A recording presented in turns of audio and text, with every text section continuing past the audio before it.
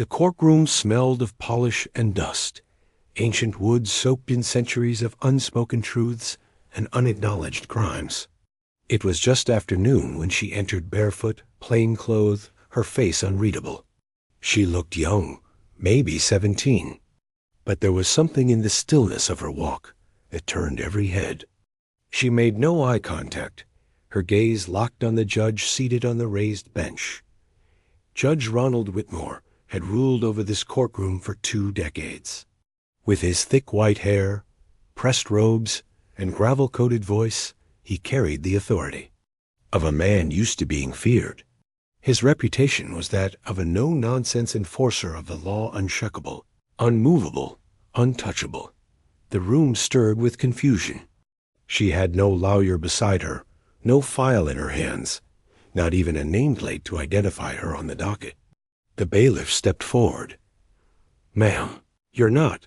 She raised one finger, and the man stopped, frozen in place, mouth ajar. The silence grew oppressive. People leaned in. "I can read your mind," she said, her voice quiet, barely rising above a whisper. The judge chuckled. "Well, that's a new one," he muttered, amused.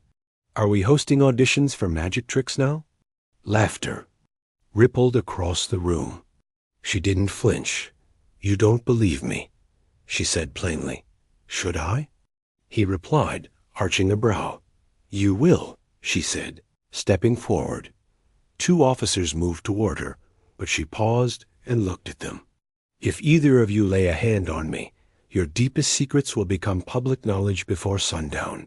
They stopped. One blinked. The other paled. She continued walking forward until she stood in the center of the courtroom. "You're wondering who I am, how I got in here, what exactly I want. But mostly, you're afraid I'll embarrass you in front of all these people. You feel the walls closing in around you, Judge Whitmore, and you're hoping I'll say something you can dismiss easily. You're already rehearsing your condescending smile, aren't you?" His smirk faltered. Gasps echoed. "I don't know who you think you are. I know who you are," she interrupted. "I know who you pretend to be.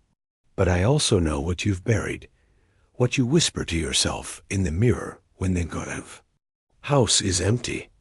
I know the things that wake you in the night." He opened his mouth, but no words came. "Let me tell you about David Rowe," she continued, voice slicing the air. 12 years ago, you presided over his trial. He was accused of embezzling $60,000 from a youth foundation. The prosecution was shaky, the evidence circumstantial. But you pushed for a conviction, and you got it. The crowd buzzed. Reporters began scribbling notes. One woman covered her mouth. The judge's face flushed. "That case was resolved long ago." "No," she said. "It was buried. You buried it. You knew the boy was innocent." His public defender found a witness ready to testify that David wasn't even in the building when the money vanished. You blocked the testimony. You ruled it irrelevant. And why? Because your brother-in-law sat on the board of that foundation. You couldn't risk the scandal.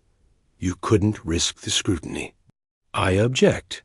Someone in the back shouted, but no trial was underway.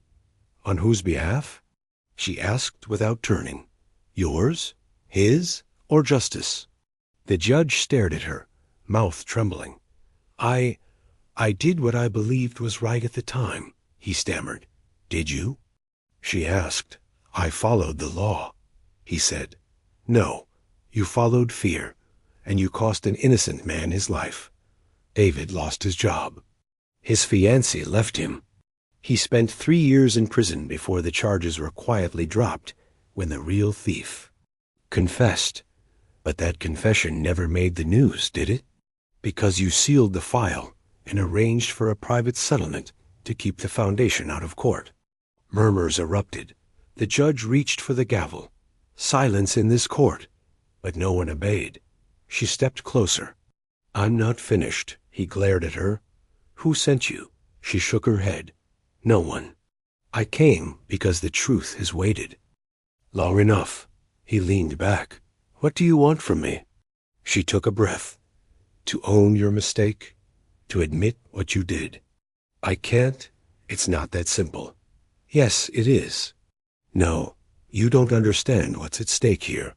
If I admit that my career, my pension, my legacy, she leaned in, your legacy is already broken.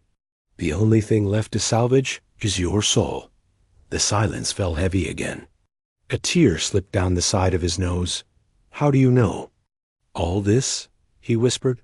I told you, she said. I can read your mind, but not just yours, all minds. Every lie, every truth you whisper to yourself, I hear it. It's like music. And you. Your song is filled with regret. The judge stared at her. David Rowe died last year, she continued softly. Liver failure. He was homeless. Hadn't held a job in 7 years. His shoulders slumped. He's gone, she added. But his story doesn't have to be. The doors swung open at the back. In walked a young woman, holding a small boy's hand. That's David's sister, the girl said, turning. And her son. His name is Elijah. He's never met his uncle, but he knows about him. He knows he was innocent. The judge looked at them. The boy waved. The woman nodded grimly. He exhaled deeply. I'll call for a review. I'll unseal the file. No, she said. Not just a file. A public statement. On record, today. His hands trembled. Do it, she said, or I'll tell the world everything else I hear inside you. He froze. I know about Miriam Grayson. His breath caught. She was 15. You let her abuser walk with probation because his father funded the college scholarship fund. Gasps. I know about Clarence Bellamy. The juror you had removed because you thought he'd vote to acquit a black teen in a gun case. The judge looked ill. Stop. He gasped. She nodded. Then fix it. He stood slowly. This court is no longer in session. A reporter called. Out, Your Honor. Get me a mic, he said quietly. We'll begin. The room erupted.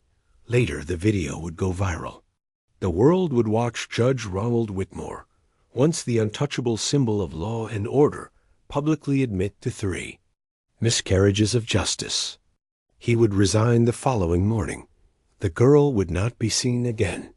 No name, no address, no record dot, but rumors spread. People whispered of a girl who could hear your lies as clearly as your voice. And everywhere she went, the truth followed. She walked into towns like a shadow and left like a breeze. And in her wake, justice finally bloomed.